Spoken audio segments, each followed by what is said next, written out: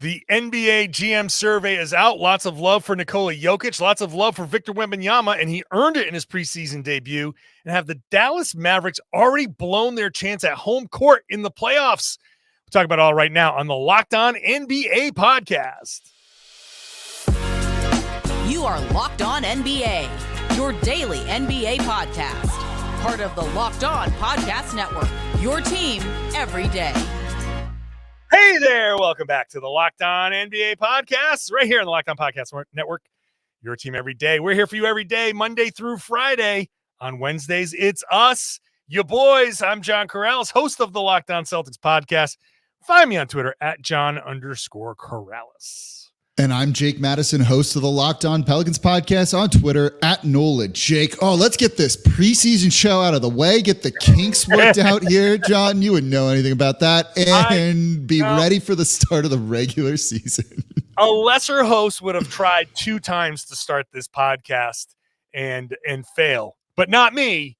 I've done this right on the first try and gotten it completely right. Hey, later on, we're going to talk about Luka Doncic has an injury. Kyrie Irving has an injury. Are the Mavericks already out of the race for home court in the playoffs, in the preseason? Victor Wembanyama made his debut. It's so fantastic, Jake. We got to talk about it 2 days later because the NBA GM survey is out, and he is heavily featured, as is Nikola Jokic, and we're going to get into some of the big things there in that survey. First, today's show is brought to you by our good friends at Jace Medical, who can empower you when you purchase a Jace case. It gives you a personal supply of 5 antibiotics that treat 50-plus infections. You get yours today at jacemedical.com, JASE medical.com. Jake, this is so much fun. Every year they send out this survey to front offices, and somebody in the front office, presumably the GM in most cases, some cases, some low-level staffer, they're like, deal with this, send an email back. Someone in the front office fills out these things, and we're here to talk about them because it does give you a little sense of what people are expecting. No surprise. Which team will win the NBA Finals? A tie at the top. Boston Celtics, Denver Nuggets, Milwaukee Bucks, a little bit behind there. Phoenix Suns also mentioned. LA Clippers also mentioned. Last year, they talked about, they said the Milwaukee Bucks, they lost in the first round. So this is not a guarantee here. But any objections from the crew here? No, I mean, look, I think Denver's the favorite coming out of the West. And I kind of just put the Celtics and the Bucks tied in the East. I think they're just kind of even. At this point, you're splitting hairs. That's 1 vote is the difference there. They're literally 1-2 in the East. Yeah, this works. They 53% voted for Boston 1, 43 voted for Milwaukee 2, and then you flip it. That 43% voted for Boston 2 and Milwaukee 1. So that's the East. That's what the expectations are. There are plenty of teams out there with championship expectations, aspirations, but that's the consensus. MVP, Nikola Jokic. We've talked about this on the podcast, right? It's the He's free to win as many MVPs as he wants now. He can have 10. He might win 10. The Jake Madison theorem, we'll call that. Corollary. Maybe that's the better word. Corollary. I also like to use the word corollary whenever I can. I like this question, and you tell me. If you were starting a franchise today and could sign any player to start, who would your choice be? Oh, just in general. I was like, okay. Yeah, I'm not. I'm sorry. I kind of surprised you with that. I thought you were going to read off the results or something here. No, I think it's Giannis still. I think I'd pick Giannis just for the defensive prowess that he has, but Jokic is the next option on that one, I think. Yeah, Jokic is number 1. Wembanyama is number 2. Giannis is number 3. Luka 4. Anthony Edwards is 5. Team USA bump. 7%. Yeah, that would be the recency of his Team USA. And I think he had, a couple of decent preseason performances too, where he's looked good. So, yeah. Who are you picking? I would go with Wembanyama because if I'm starting a franchise today and saying I get to get Wemby for potentially all of these years, he'd be a strong choice for me. But yeah, it's hard to say. It's hard not to say Jokic because he just makes everybody better, and you want to win a championship right away. But Wembanyama for the long play. Starting today, that's fair. maybe Wembanyama, and I'm going to roll with. I can't wait to talk about him in the next segment because I hyped after a preseason game. Yes. You want to go position by position? Best point guard in the NBA, Steph Curry. Sure, fine. Okay, yeah, 63% over Luka, Shai Gilgeous-Alexander, Damian Lillard. Okay, fine with that. Best shooting guard in the NBA. Now, this is the best part because Steph gets second for best shooting guard in the NBA. Devin Booker over. Fine, right? It's him or Shai is who I'd pick there. Yep. Okay. It's funny because this is the indicative of the league. All of these guys show up in both because there's no real positions anymore. No, that's why this gets weird, right? Like they go position by position, and it's like, okay, you got to either categorize them as one thing or like not. But sure, change this up a little bit because Curry is number 1, but also number 2 in shooting guard. Luka is number 2 in point guard, but number 3 in shooting guard. Shai, number 3 in point guard, number 3 in shooting guard. Like, okay, can we get on board here with just backcourt player, wing player, big, and stop like delineating it this way? Best small forward in the NBA. A surprising result. Do you know the result? Did you see it? Yeah, I do know this. It's Jason Tatum, right? And this, I think, has gone to Kevin Durant for the past like couple of years, which kind of shows you the level that I think people are kind of putting Tatum on, right? Yeah, I'm surprised. Honestly, I mean, I'm the Boston guy. That Tatum has 47%. Half the league is saying that Tatum is the best small forward, more than Durant. Here's Luka again. He's at all 3 positions so far. LeBron, they're showing his age. That's Kawhi, a surprise, right? Of like so few votes for LeBron James at this spot. Yep. Last year, Kevin Durant was at 45%, but I think this is just the acknowledgement that at that small forward spot, a lot of the greats have aged out, and now Tatum's here to ascend. I talked about Tatum extensively. I dedicated a whole segment to Tatum in this as far as best small forward because they talk about him as the best small forward, but he's barely a mention in who would you start your team with. And I can understand why. And as far as like moving forward, like people aren't really thinking about Tatum as a generational talent, but he's the best small forward in the NBA. So it's an interesting kind of how they conceive him. Giannis is the best power forward, which I thought Giannis was a small forward. The positions are all askew. Positions are all over the place. Yeah, let's move on from the positions. This is a mess. It is a mess. It is a mess. I don't like this one anymore. Okay. Well, you know what? You want to talk about? Well, what do you want to talk about, Jake? I want to talk about Wemby. I want to talk about Wemby because that was so ridiculous. And Chet Holmgren too, actually. I enjoyed watching both of them. Okay. Play. How about this? Who will win the Rookie of the Year? Half the league says Victor Wembanyama. You believe that? Or is it second Scoot Henderson or is it third Chet Holmgren? So thank you, FanDuel, for giving me very good odds on Chet Holmgren, and I have a bet on that that's outstanding. So I would kind of actually like it to be Chet Holmgren and just to win that, but it's going to be Wemby based on what we saw. Chet. I believe in Chet Holmgren. I know. Look, I kind of did it. We'll talk about it next. He was awesome in this game too. He was Everybody's good too. going crazy about Wembanyama, but I'll save it. Chet Holmgren was great. I think Chet Holmgren's going to win the Rookie of the Year. Best rookie in 5 years. 90% say Victor Wembanyama, and then Scoot, Chet get mentioned. Let's just do it. Let's skip the rest of this and go right to Victor Wembanyama. Victor versus Chet. Let's just do that. We'll talk about that. I love it. But first, we have to talk about our friends.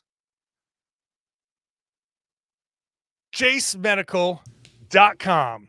Get yourself the Jace case because you just don't know when you're going to be separated from your medical professional, your doctor.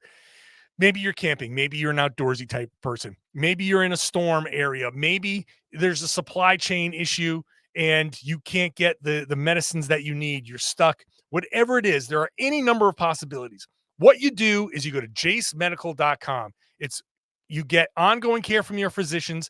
You get a quick call. You fill out a form. You make a quick phone call if you need to with one of their board certified physicians, and then you get yourself 5 life-saving antibiotics for emergency use.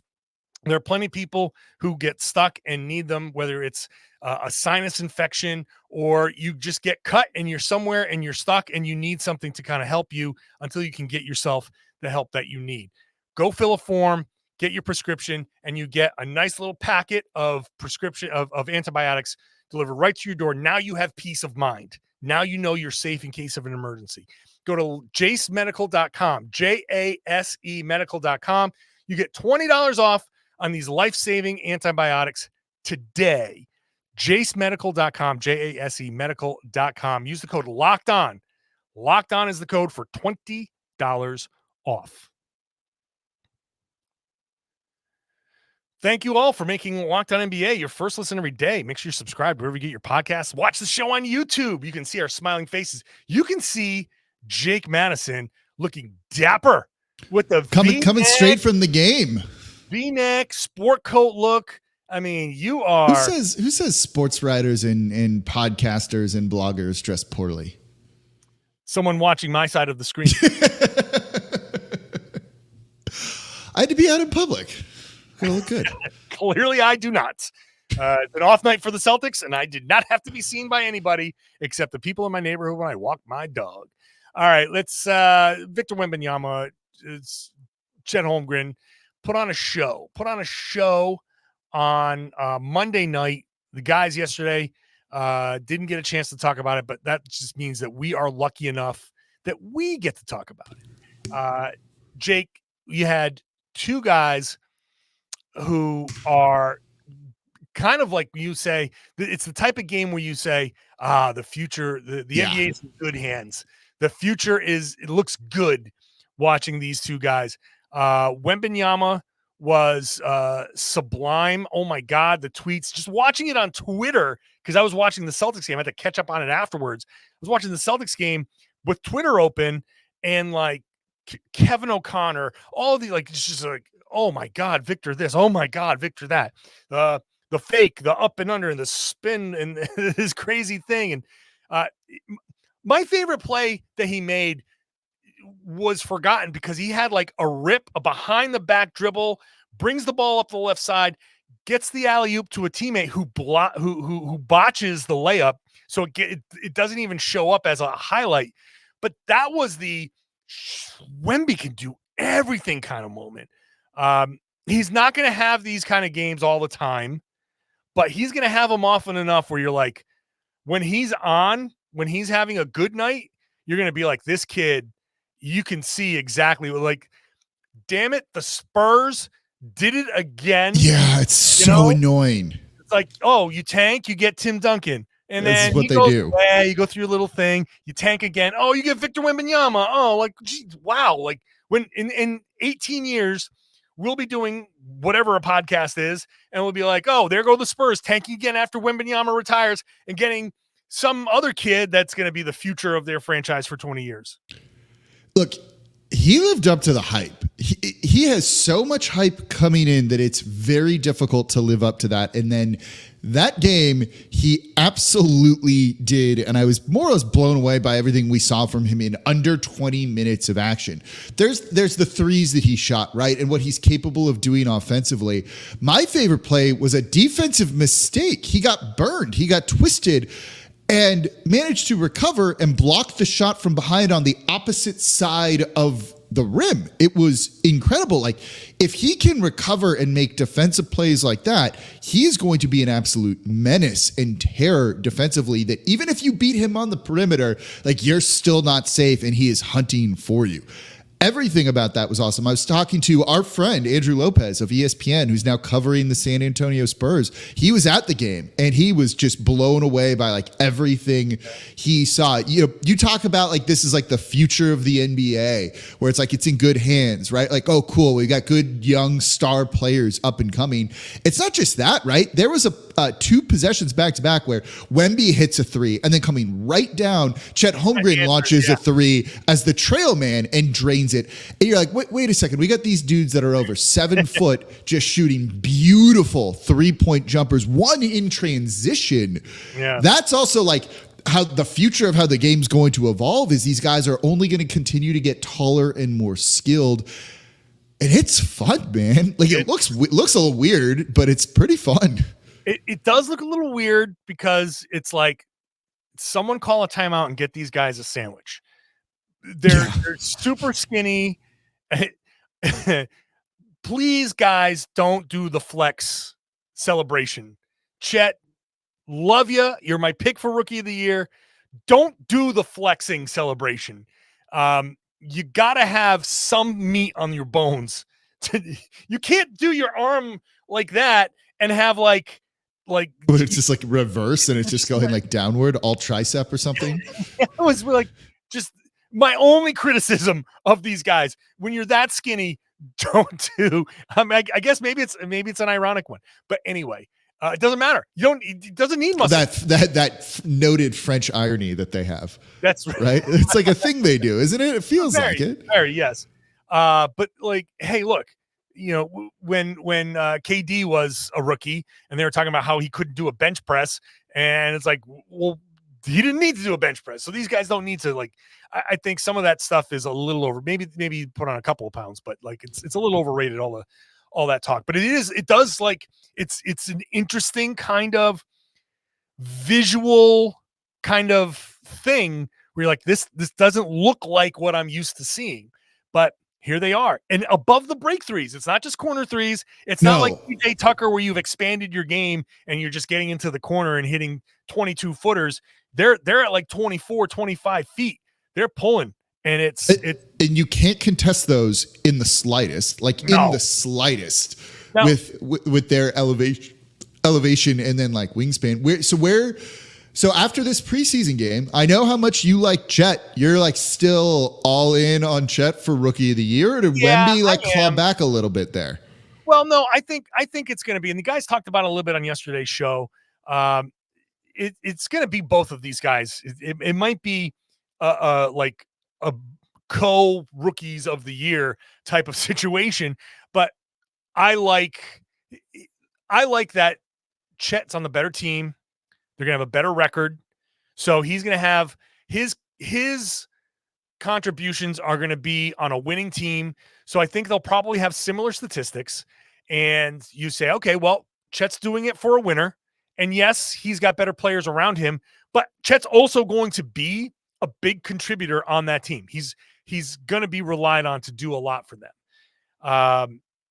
And I just think that he's going to be more consistent. Wembanyama shot 2 of 5 from 3 in this game, and his numbers are great, but I think he's going to be up and down from 3. I think you're going to see a stretch where like he's going to go 2 weeks where he shoots 45%, and then he's going to go a month and a half where he shoots 25%. It's just going to be so up and down for Wembanyama. It's not his strongest suit. So if he can prove me wrong and be more consistent from 3, then that's going to be much more in his favor. Obviously, he's probably going to get the rookie of the year if that's the case. But I expect Chet to be a more consistent shooter and to do more on a winning team. That's my reasoning.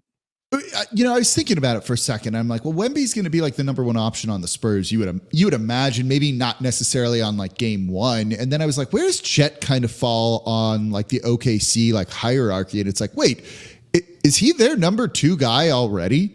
Right? Shea is clearly going to be number 1, but you look at the rest of the roster in terms of like scoring and usage. Josh Giddey's not going to be a 20-point per game scorer for them, especially with like the poor 3-point shooting that he has. Mm-hmm. Like, Chet could be easily the second best player on that team and have the second highest usage rate. And if you have a guy like Giddey that can pass and create space for him, it's like, oh wait, he's going to have much more of a role than I was maybe like expecting, thinking about their roster. And then you start to look at it and you're like, oh yeah, he's like a huge piece for them. Actually, he is. He's a very big piece, and he is going to benefit from the attention paid to Shai Gilgeous-Alexander.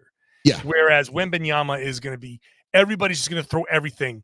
The entire league is looking at Wembanyama, all the established, like we talk about, oh, it's going to be tough to get up for that Spurs game in January. No, it's not. Actually, you will. all the big time players, when you see a guy like Wembanyama coming in, it's like, hey, rookie, no, you got to earn your stuff in this league. Every great player is going to be gunning for Wembanyama, and they're going to try to shut him down, and they're going to be throwing 2-3 guys at him. He's going to be he's going to be great, and he's going to have to deal with double teams, triple teams, and the best of the best. You think like Kevin Durant's going to want to guard Wembanyama. LeBron is going to want to guard Wembanyama because he's going to want to show him something. I don't think you have that same kind of thing with Chet Holmgren because you got to worry about Shai Gilgeous-Alexander. I was going to say, because if you do that, like, cool, then Shai just goes nuts, and we've seen how good he is. So Chet's going to benefit from that. And so I think there's going to be like, Wemby is going to be like, oh my God, I'm getting everybody's best. And hey, everybody's best in the NBA is not everybody's best in Europe. It's a lot better. And so I think there's going to be a little bit of a culture shock. He'll still be great, but watch how teams approach him. And I think you'll see what I'm talking about, which means he'll hit the wall because he's just fighting a little bit more. Well, he's going to hit the wall a little bit sooner. So there's a lot there that Wembanyama, I think the GM survey says he's going to be the best in 5 years. I believe that. I do believe that. But this particular year, I think he's going to get hit with a lot. It's going to make him just inconsistent enough where I think Chet's going to be better. And this game is a nice little kind of appetizer. And my last thing, as the segment goes longer than it should, but I love it. This is awesome. Think about this rivalry now. The NBA must be salivating because now you've got Chet and Wemby at San Antonio and OKC, and all of this national attention. They're going to get big time ratings out of small market teams. You can depend on the Lakers and the Celtics and the Knicks and the Bulls and the Warriors. You're going to get big time TV numbers out of OKC and out of San Antonio. All of a sudden, these teams that you couldn't really find on TV very often are going to be big time money makers for the NBA. That's a gift for the league. That's a big time gift, especially as they're negotiating a new TV deal. Anything helps. No, it's like, hey guys, you get Wemby. Look at all the interest for Wemby. Look at all of this. You get to buy into it now, ground floor. That's huge. I feel better about my FanDuel Chet Holmgren Rookie of the Year bet. Good. I'm glad. Thank you. Hey, FanDuel. You know what people can do at FanDuel? People at FanDuel can bet $5 to get yourself $200 in bonus bets. So go ahead, put $5 on Chet Holmgren. Why not? And you get $200 in bonus bets to bet on anything. NFL, NBA, it's all right there on America's #1 sports book.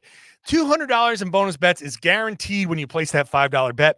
You win, you lose, it doesn't matter. Place that bet, you get the $200, and you're going to go and have some fun at FanDuel. This is the best time because they've got everything. We just talked about all of the ways you can bet futures and props and all that stuff, but you can do your simple spreads. You can do over-unders. You can do win totals. It's all right there at FanDuel.com/locked-on.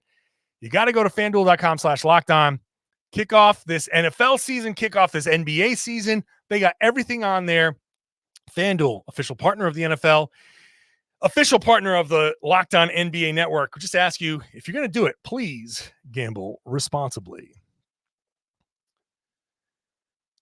Hey, thanks for making Locked On NBA your first listen every day. Jake, let's have some fun here. We do our real or fake every Wednesday. Real or fake. Real or fake. We listen. So Dallas played Real Madrid. They lost to Real Madrid. So I guess Real Madrid gets to call themselves world champions. They just beat an NBA team. So they get them call themselves. They never mind. I see what you did there, sir. So Luka played like 5 minutes in this game because he had a calf strain. Kyrie did not play at all in this game because he has a groin strain. So real or fake, Jake Madison, this injury to Luka, especially, but injuries to both, have already cost Dallas a chance at home court in the first round of the playoffs. So I'm going to say it's real. I'm actually going to say it's real. I'm going to put a slight asterisk on it, but I'll say it's real. Like, the West is hyper competitive this year. The West is hyper competitive this year, that if you don't come out pretty perfectly, you're going to be in a hole and you're going to be playing catch up all year long. And that is not easy to deal with, because there are no just wins on your calendar that you can just find when you're playing teams in the West. Houston's going to be a much harder out than they were before. San Antonio is not going to be the easy win that you thought it was going to be. And is anyone else other than Portland just outright not trying to be good? And even Portland's first 6 guys, like, isn't terrible in my opinion. There's just no easy win. So if Luka is a little banged up or anything like that, like, this is a problem. This is, a problem. They still can be a playoff team, certainly, but it's a problem. The asterisk is also this. I don't think they were going to have home court anyway, even with Luka healthy. There's also that. If you want to blame it on the injury, Dallas fans, go ahead. I'm sure Nick Angstad won't have anything to say about this on tomorrow's show. I thought for sure you're going to say fake because it's too early to say anything. And I'm sure the guys on Locked On Mavs would be like, you can't count anything out already. You cannot do that. The season hasn't started. Give them bulletin board material here. But I also believe it's real for basically, I agree, the same reasons, because this is the Olympic 100 meters, right? All of these teams are good. All of your competition is good. So much of this competition is like, whatever way you finish, it's basically all going to be close. So if you stumble out of the blocks, you're toast. You're done. You don't have a shot. And I think that's where Dallas is. They've built their entire team around Luka and Kyrie. They don't have, if those guys aren't there to start the season, and that's the big if, right? If they're limited or if they aren't there, then they're not going to have a good start. And too many teams are above them. Let's go back to the GM survey results and the Western Conference rankings. Number 1, Denver, then Phoenix, the Lakers, Golden State, the Clippers, Memphis, New Orleans, Sacramento, then Dallas at 9, and then OKC. And all of us, OKC is like the darling team where everybody's like, watch out for them because of SGA, because of Chet Holmgren, because of improvement from within. These guys, they're in it. They have, a great crowd. They have a great coach. They're a team that people expect to make a run and make the playoffs. Dallas is fighting an uphill battle already with Luka, with Kyrie. That was always kind of like a, how's it going to go all season type of thing anyway, kind of question mark.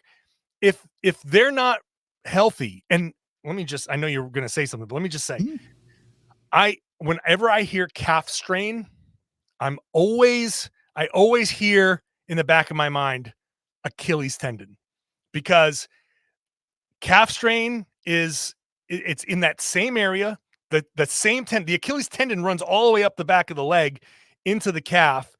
Kevin Durant's injury was a calf strain before he tore his Achilles in the finals. It's synonymous. So when I hear calf strain, I think the Achilles tendon is somehow compromised. You have to be careful. You have to be super, super cautious. So Luka, it's not a week long thing. Even though they let him play, it's take it easy, don't go crazy. I don't think this is a 1 week, 2 week thing. I think when you're dealing with a calf strain, you got to be super cautious. So that makes me think that it'll be even longer, which makes me think this is definitely more real. Yeah, no, look, I think this also applies to any team right now in the West. This isn't exclusive to the Dallas Mavericks, but it also being to your two best players and really Luka more than Kyrie here, I think is a super important thing. I think the one good thing that they have going for them with this is they have an owner that like wants to go for it and a front office that will go for it. Because I look at this, and this is going to be my Thursday show on Locked On Pelicans. The Pelicans need to get off to a good start. They're in the luxury tax. They don't particularly want to pay the luxury tax. If you're 500 at the trade deadline, do you just sell off a piece or two to duck the luxury tax because the West is going to be so competitive? And are you realistically going to make up any ground that you need? And the answer probably is no. They will at least always be going for it in trying to improve that team, and they've done a very good job of that. So there is like hope for them that even if they do get off to like a slowish start, that they can kind of recover through being really aggressive on the trade market and trying to kind of reshape that roster as much as they can during the season. Easier said than done, certainly, but at least they have like ownership and people that like want to go and win. And I do think that goes a long way at times, but it's a bloodbath out there, man. It's a bloodbath in the West. It is. It's Battle tough, Royale. Man. It's tough. It's tough. Hoping, look, I don't want injuries at all. So hoping for the best for these guys, but man, I get so scared when I hear calf strain because it's never just a calf strain. So I hope Luka, and it sucks that, his former team in EuroLeague, Real Madrid, they had a nice little ceremony on the court for him and all of that. So it sucks that he had to miss this game. I know he's looking forward to it, but the Mavs, their best hope is get to a point where they're good enough where the home court doesn't matter. Just get into the playoffs. Yeah.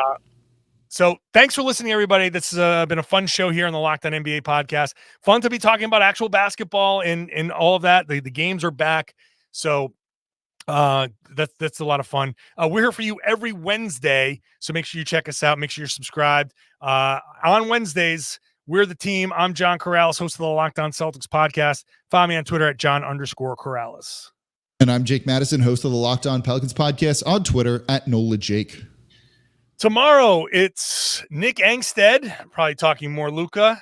Pat the Designer. That's always a fun show. So make sure you get this show wherever you get your podcasts. Find it on YouTube. Get into the comment section. Let us know what you think. And I would love it if you shared the podcast and spread the word. Tell your friends. Tell everybody they should be listening to and watching the Locked On NBA podcast right here on the Locked On Podcast Network. It's your team every day.